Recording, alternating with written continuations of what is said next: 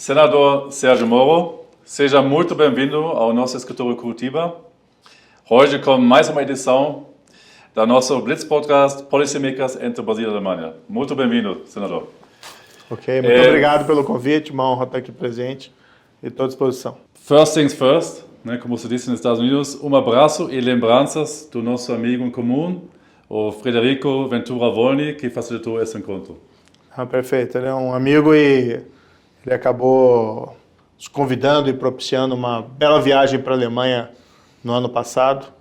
E para mim é um prazer também atender não só o escritório, mas também esse pedido dele para conversar. Valeu. Para nosso público-alvo na Alemanha e Suíça e Áustria, quem é o senador Sérgio Moro? Olha, para fazer uma breve síntese, eu fui juiz federal aqui no Brasil, uma carreira de 22 anos, e como juiz eu acabei trabalhando numa corte especializada em crimes de lavagem de dinheiro, então tive diversos casos envolvendo esse tipo de atividade e também os crimes precedentes a essa atividade, crimes de colarinho branco também, white collar crime. E acabei, talvez o caso de maior relevância da minha carreira jurídica foi o chamado Operação Lava Jato, na qual o Brasil quebrou uma tradição de impunidade, né? Normalmente quem cometia crime de corrupção no Brasil, seja quem pagava ou recebia suborno, nunca era punido, e a Lava Jato quebrou essa tradição, fazendo com que muitas pessoas fossem efetivamente julgadas, condenadas e presas por esse crime. Depois eu acabei sendo ministro da Justiça aqui no Brasil por cerca de um ano e meio. Por divergências com o presidente, deixei o governo e fui para a iniciativa privada. Inclusive fui trabalhar numa empresa de consultoria. Mas acabei decidindo, ano passado, concorrer ao mandato de Senado pelo Paraná e hoje fui eleito senador. Sou senador eleito pelo Paraná e vou iniciar uma nova fase da minha vida pública. Então, basicamente, numa síntese. Resumo executivo. Muito obrigado. Valeu. Falando sobre o seu novo cargo como senador de Paraná, né? O novo Congresso pretende fazer oposição ao governo do presidente Lula. Esse novo Congresso tem um caráter bem conservador e tem muita gente que acha o verdadeiro líder da oposição e você, senador. E sua bancada, né? Uma bancada que, no momento informal, já pode ser chamada da bancada lavagista, né? Ou seja, tem muitos deputados e vários partidos defensores fortes da Operação Lava Jato, né? Como você pretende se posicionar e qual é sua linha de conduta e atuação, senador? Perfeito. Olha, é um pouco prematuro nós falarmos como o Congresso vai se posicionar em relação ao novo governo. Boa parte dos parlamentares eleitos tem uma base política mais conservadora e oposicionista ao Partido dos Trabalhadores, que acabou ganhando a eleição presidencial. Mas o Brasil ele tem uma característica específica, que é uma fragmentação partidária. E, infelizmente, nós temos também uma tendência de partidos se aproximarem do governo federal diante do poder que tem um governo federal. Às vezes por até interesses, infelizmente, fisiológicos, né? Então é um pouco cedo nós falarmos se o Congresso será majoritariamente oposicionista. Me parece que no primeiro momento isso não deve acontecer, mas claro que a gente deseja o melhor para o país e que qualquer governo, já que a gente está no mesmo barco, seja bem sucedido. No entanto, eu prevejo que esse governo federal vai ter dificuldades especialmente na condução da economia, já que ele é muito marcado por algumas ideias um pouco ultrapassadas. E com isso a tendência da oposição deve crescer dentro do Congresso. Eu desde logo sempre me posicionei, olha, eu sou opositor ao governo do Partido dos Trabalhadores, claro que é uma oposição racional, responsável, né? Não é oposição por oposição, mas eu vou me portar na oposição. O tamanho que essa oposição vai ter é algo que ainda nós vamos ver nas cenas dos próximos meses, como isso vai se desenvolver. Que bom. Senador, você mencionou já a Operação Lava Jato e todo esse projeto da anticorrupção está sendo desmontado pouco a pouco, inclusive com a participação do STF, Supremo Tribunal Federal. Qual o futuro você vê para este projeto moral importante pelo seu país?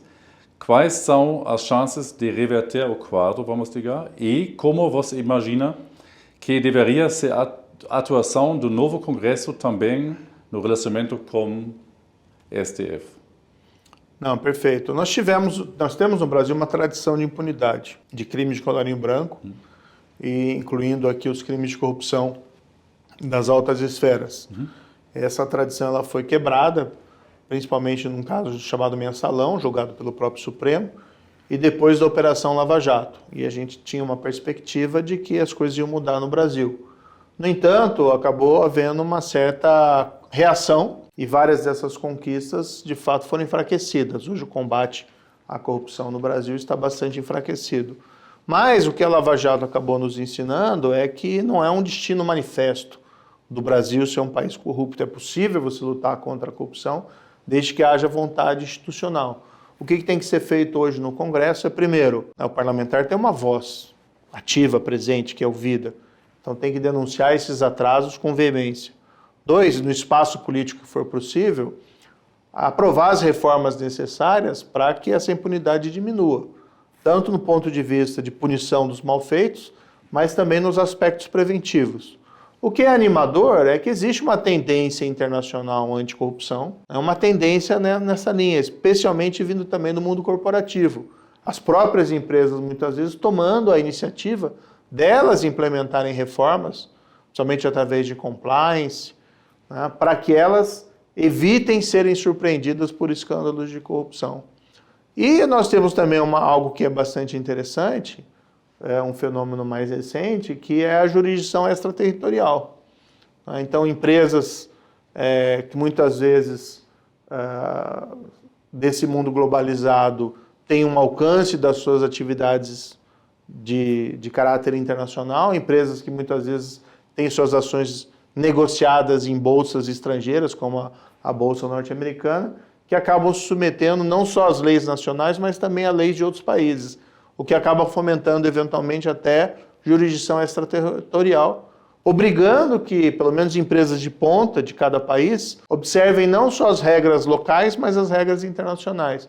Isso é um pouco alvissareiro, porque faz com que as empresas avancem, e nesse ponto do combate à corrupção, né, parte daquilo que a gente chama hoje do ISG está dentro, né, tá dentro aí o compliance, anti-suborno, o que propicia um avanço mesmo fora do mundo político. Isso pode ser positivo. Senador Moro, você esteve há exatamente ano quase no meu país, a segunda bandeira aqui, Alemanha. Naquela época pré-candidato à presidência do Brasil. Além disso, sua primeira viagem, na verdade, internacional, logo após o anúncio da sua candidatura, foi para a Alemanha. Olha só. Por que a Alemanha, num momento tão importante para você? Bem, aí tem várias explicações. Primeiro, né, eu sou, do ponto de vista econômico, eu sou um liberal. Eu acredito no liberalismo como motor da economia. Claro que o Estado tem um papel regulador, mas principalmente o que faz com que o país possa crescer é fomentar a liberdade econômica, não um laissez-faire absoluto, mas algo que possa, vamos dizer assim, propiciar o aumento de investimento em um ambiente favorável aos negócios. Nessa perspectiva, eu sempre acreditei em abertura comercial. O Brasil tem que crescer o quê? Abrindo seu mercado e também buscando a abertura de outros mercados. E aí nós temos vários pontos chaves.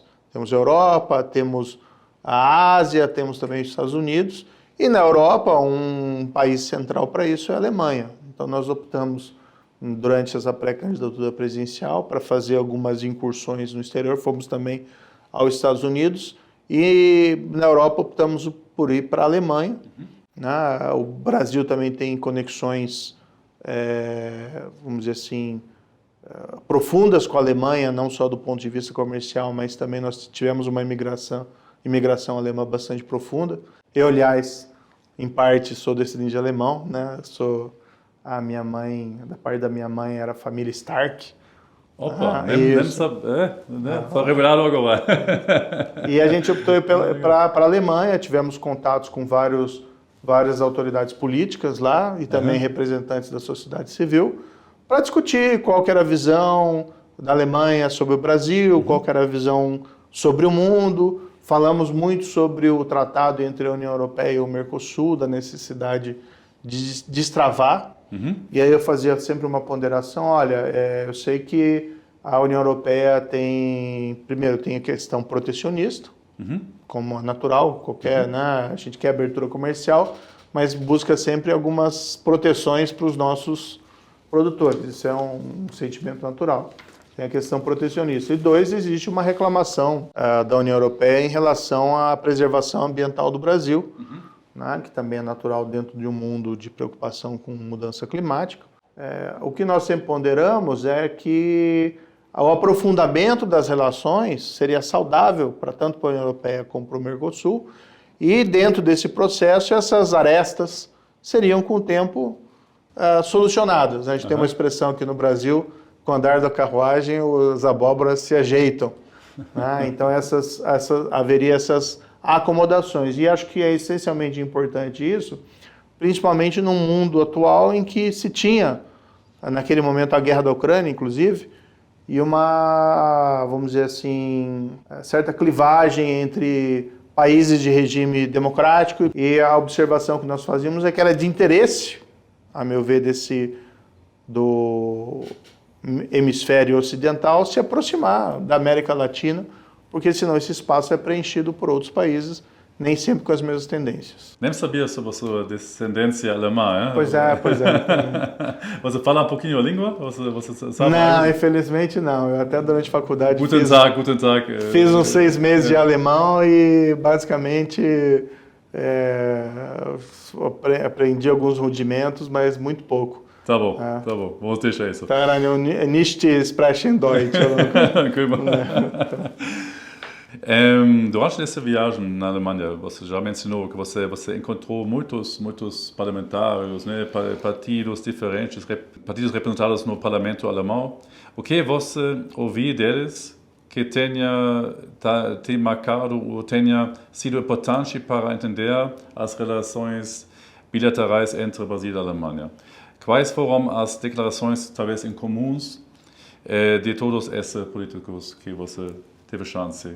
Nós estivemos tanto no parlamento, no Reichstag, também estivemos no Ministério das Relações Exteriores, conversando com autoridades que tratavam aqui da América Latina. E o que nós ouvimos, em geral, que havia um interesse, né, para que o tratado fosse finalmente ratificado e implementado. Dentro da Europa havia uma resistência maior em termos protecionistas da França.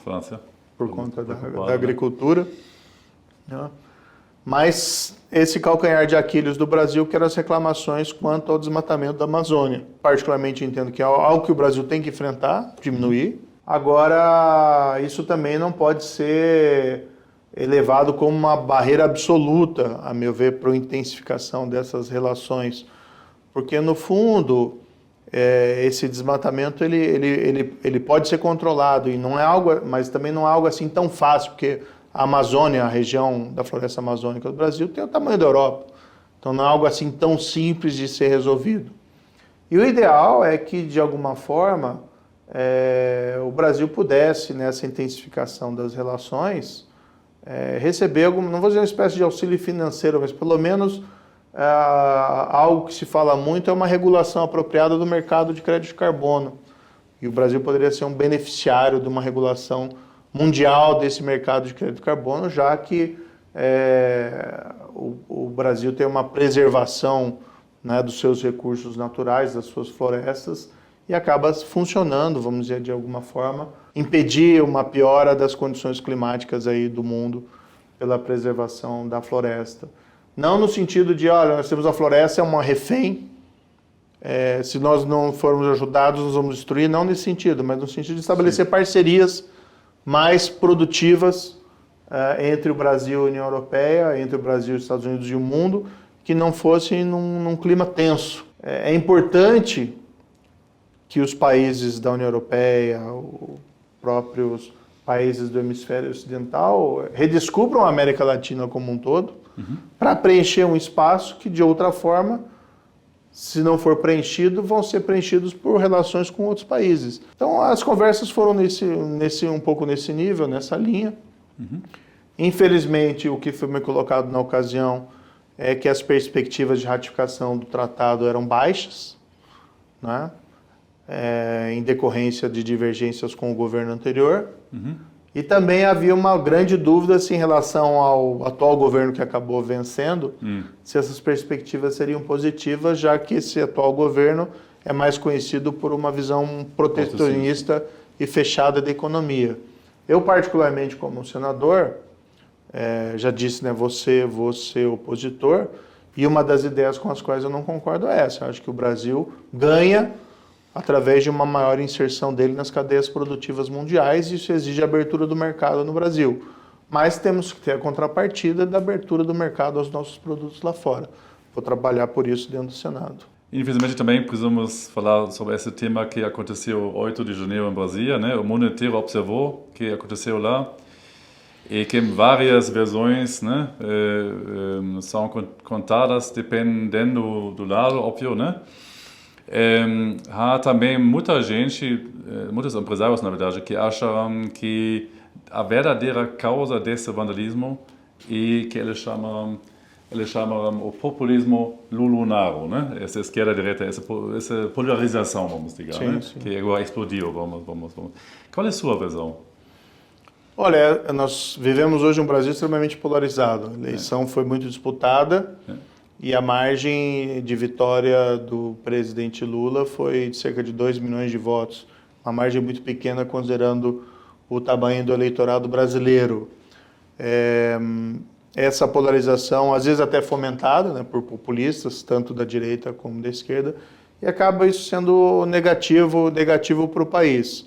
Uma grande parcela da população brasileira está insatisfeita com o resultado da eleição, e vê problemas, principalmente no caso do presidente Lula, porque foi condenado no passado por corrupção. Embora tenha sido anuladas as condenações, ele não foi, de fato, inocentado. Isso gera aquele sentimento de que alguma coisa ali está errada. Agora, a eleição passou. E a eleição é um momento também que se tem que buscar uma pacificação do país. A eleição passou.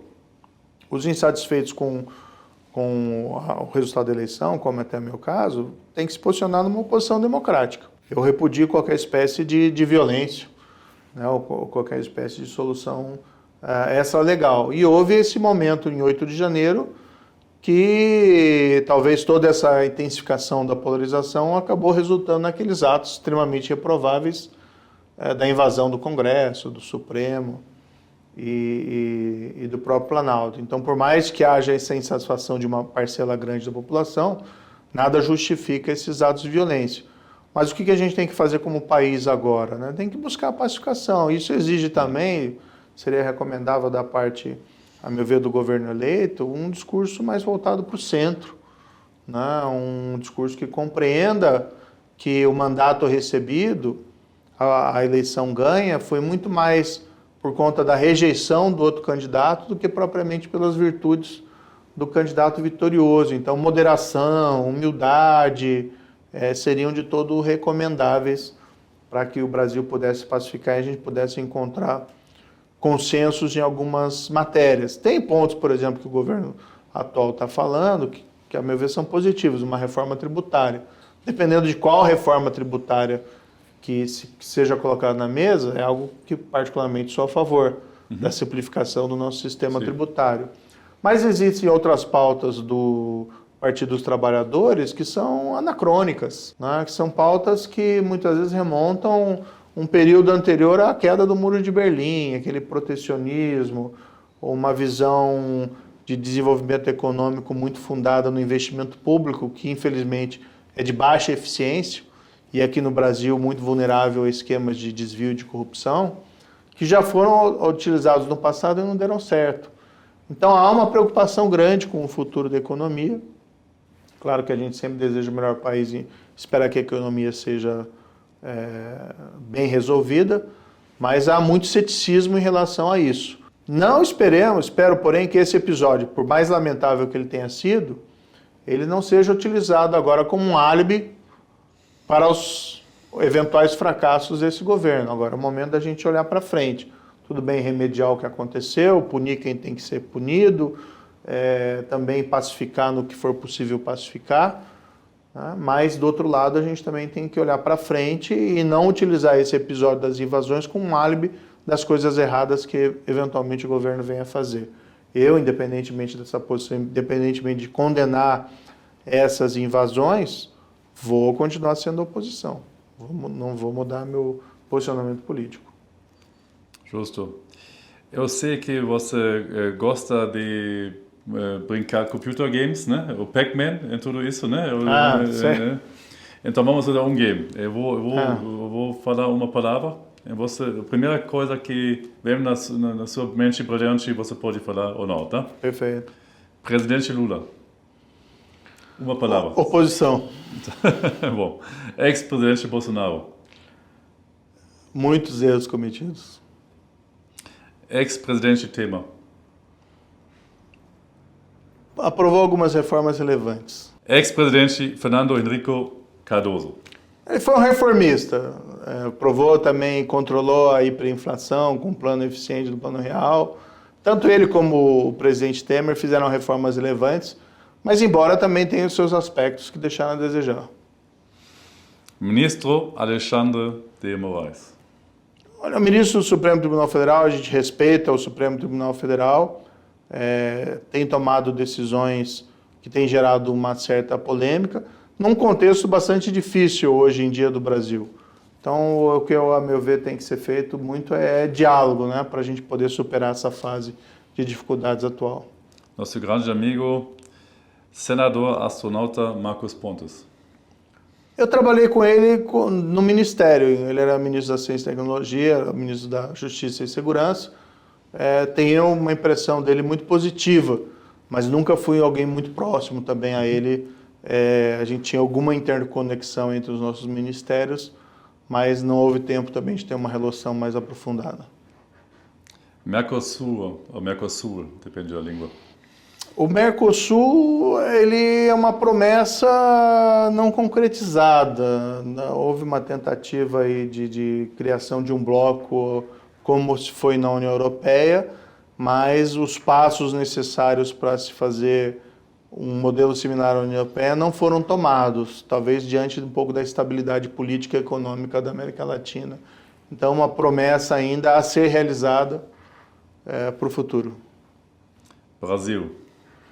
O Brasil é uma potência, né? Muito diz o Brasil, o país do futuro, mas nós queremos ver esse futuro chegar logo e nós precisamos aprender as lições do que foi feito no passado e deu errado e não repetir os mesmos erros.